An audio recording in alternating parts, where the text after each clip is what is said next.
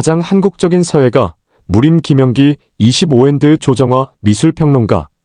신을 접해야 일획으로부터 만가지 필법이 나옵니다. 서예는 인성교육의 뿌리, 초중등 정규교과의 서예 교육 부활해야 한국 서단의 원로, 한국서총한 국서예단체 총연합회 결성하고 서예진흥법 제정에 기여. 무림 김영기 선생은 가장 한국적인 서예가로 평가받는 한국 서단의 대표 원로다. 1960년대 젊은 나이에 국전에 입선해 이름을 알린 이래 60여 년에 걸쳐 한국 서단 발전과 화합에 일생을 바쳐왔다. 사진 조정화. 서예는 국격입니다. 국가의 품격을 드러낸 것이 서예인데 학교에서 서예교육 폐지로 인성교육의 뿌리가 사라진 것 같아 오늘의 현실이 안타깝습니다. 그래서 누구나 혼자 쉽게 공부할 수 있는 서예교본을 편찬했습니다. 서예의 중요성 인식과 더불어 바른 서예 교육에 관심을 가져주길 바랄 뿐입니다. 서예가 무림 김영기 78선생의 일침이었다.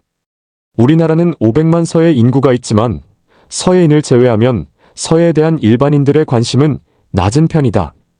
60여 년 서예 인생을 살아온 무림 선생에 따르면 서예는 단순히 글씨를 쓰는 것이 아니라 자기 생각을 담아 전달하는 것이다. 때문에 무림은 개인뿐 아니라 국가 차원에서 좀 더 서예에 관심을 가져야 한다고 강조한다.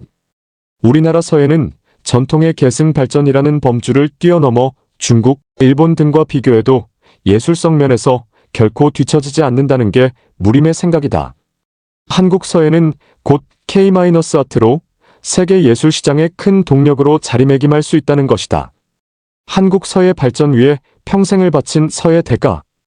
귀신이 쓴 글씨라는 찬사를 들을 만큼 주저함 없이 써내려가는 게 무림의 특기다. 일획만법의 비결은 접신에 있다는 게 그의 지론이다. 사진 김영기. 충남 부여 출신인 무림은 1967년 제16회 국전에 입선한 이후 원곡 김기승 1909만 2000을 만나 20대 약관의 서예를 본격적으로 시작했다. 국전에 17차례 도전해 8번 입선하고 해서로 2번 특선을 하면서 1980년대 최연소 국전 초대 작가가 되었다. 무림은 한국 서단에서 가장 한국적인 서예가 중 한 명으로 꼽힌다. 특히 명망 높은 서예가들도 쉽지 않다는 접신을 통한 일획만법의 대가로 알려져 있다. 이 같은 특출한 능력 외에 한국 서단에서 그가 특히 존경받게 된 것은 혼이 담긴 예술성 높은 우리 고유 서체를 개발해낸 것도 한몫 차지한다. 1990년대는 한국 서예의 중요한 변화기였다. 여러 단체가 결성돼 활발히 활동했다. 무림은 당시 그 변화의 중심에 있었다. 그는 1980년대 민간으로 주도권이 넘어온 한국미술협회에서 서예분과 위원으로 활동하면서 독립된 서예 단체의 필요성을 절실히 느꼈다. 일부 서예인들이 한국서예협회를 발족해 서예 독립을 외치고 있던 때였다.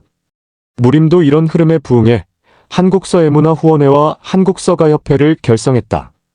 이후 한국서도협회 창립을 주도해 지금까지 20여 년을 이어오고 있다. 비록 지금은 서예 단체가 4개로 나뉘어 있지만 당시 개혁적인 흐름을 주도했다는 자부심이 크다. 또한 서예의 역사성 고취를 위해 무림은 서예가로서 자신이 감당해야 할 역할을 하는데 주저하지 않았다. 대한민국 서예대전 심사위원장을 지냈고 현재까지 한국서도협회 회장을 맡으면서 우리나라 최초로 충북 영동군 황감면의 서도탑지공원을 조성해 삼국시대 서체 집잡이를 건립한 금성문 단지를 만들었다. 그 외에도 전 국민 붙잡기 운동을 펼치며 문방사호가 들어있는 사보함 세트를 배부하거나 서예교본을 만들어 서예 교육 활성화를 위해 힘써왔다. 이런 활약상들에 비춰보면 무림은 서예가로서 한국 서예 발전을 위해 평생을 바쳤다고 해도 과언이 아니다. 무림은 현재도 쉬지 않고 정진한다. 예로부터 후손에게 서체를 물려주는 주된 방법이었던 금성문 연구에 여념이 없다. 실제 그의 작품은 전국 곳곳에 금성문으로 또렷하게 새겨져 있다.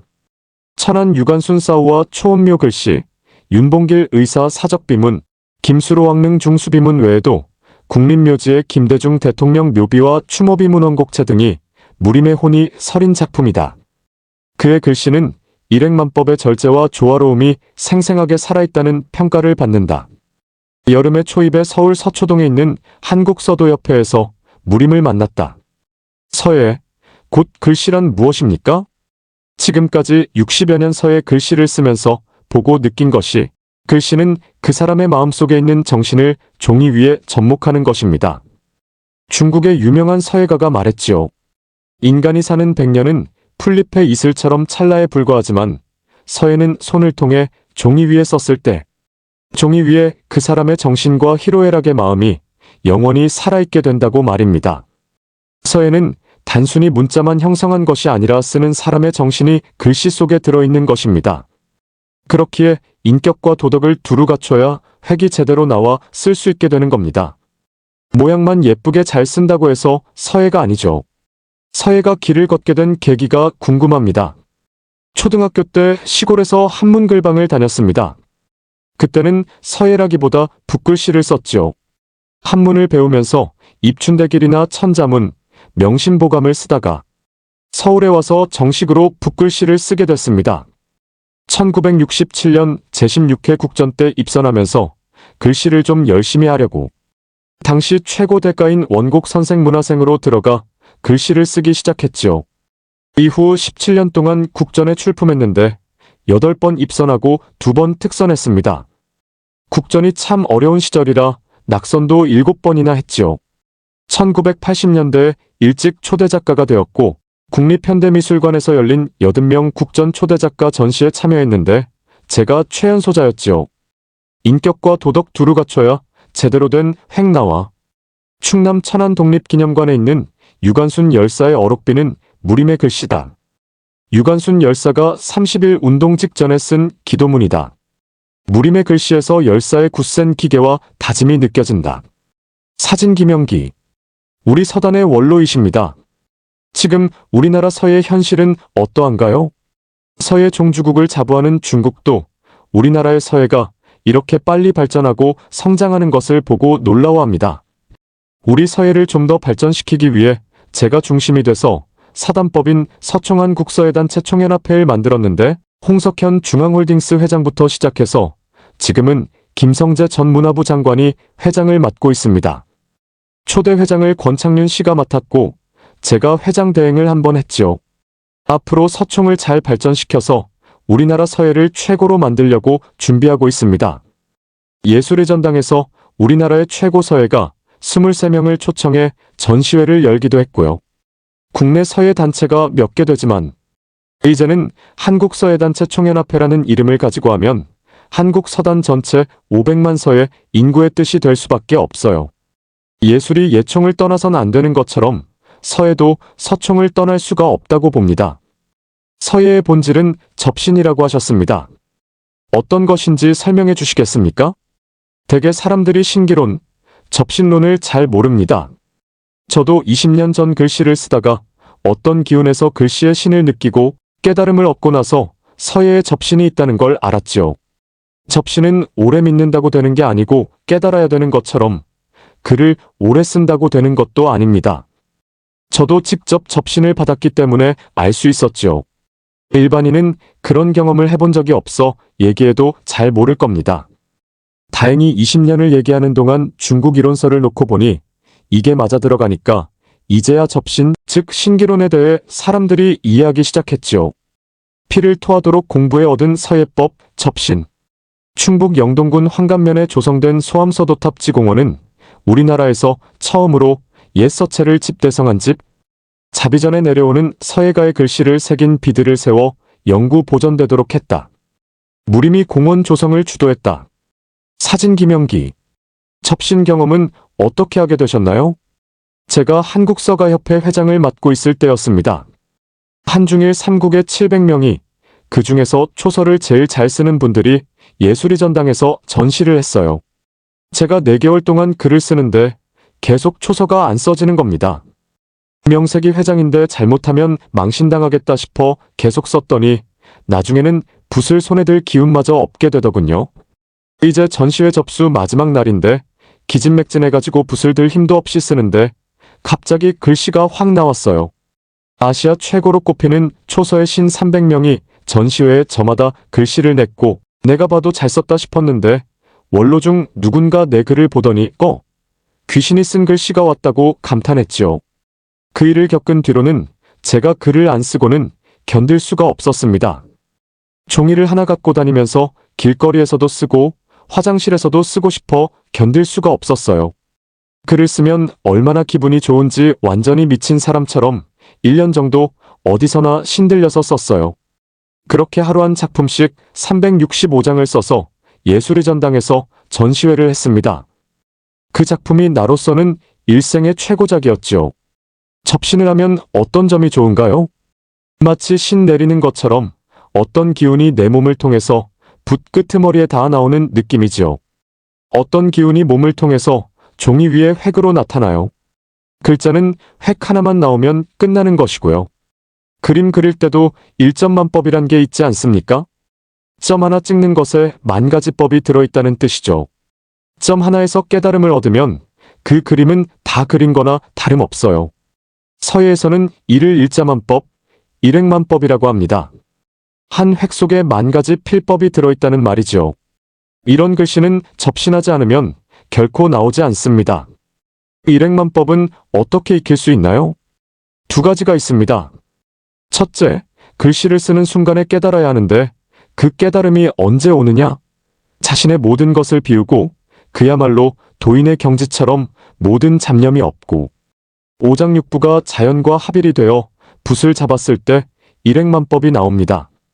저도 하루아침에 했다고는 말을 못합니다. 60년을 썼으니까 40년 동안은 많이 쓰고 많이 읽고 정말 피를 토하도록 공부했어요. 거기에 더해 자기 인격과 마음이 하나가 되면 더 좋습니다. 자기라는 존재 자체를 없애고 마음을 비우면 가능합니다. 오래 글을 쓰는 것도 중요하고요. 간절한 마음이 있어야 그게 내 것이 됩니다. 마음을 깨끗하고 순박하게 갖고 노력을 많이 해야 합니다. 평생 서예가의 길을 걸어오셨습니다. 지금 우리나라 서예 교육은 어떤 상황인가요? 공교육에서 서예 교과목이 없어졌어요. 참으로 안타까운 일입니다.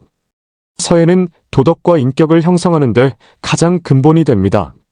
학생들이 서예 정신을 어려서부터 익히면 사회에 나가서 어떤 일을 하더라도 많은 도움을 받을 수 있습니다. 이것이 중국에서 초등학교 때부터 일찍 글씨를 가르치는 가장 큰 이유 중 하나이고 서예 교육의 목적이기도 합니다. 지금까지 서예와 관련된 많은 일을 해오셨습니다.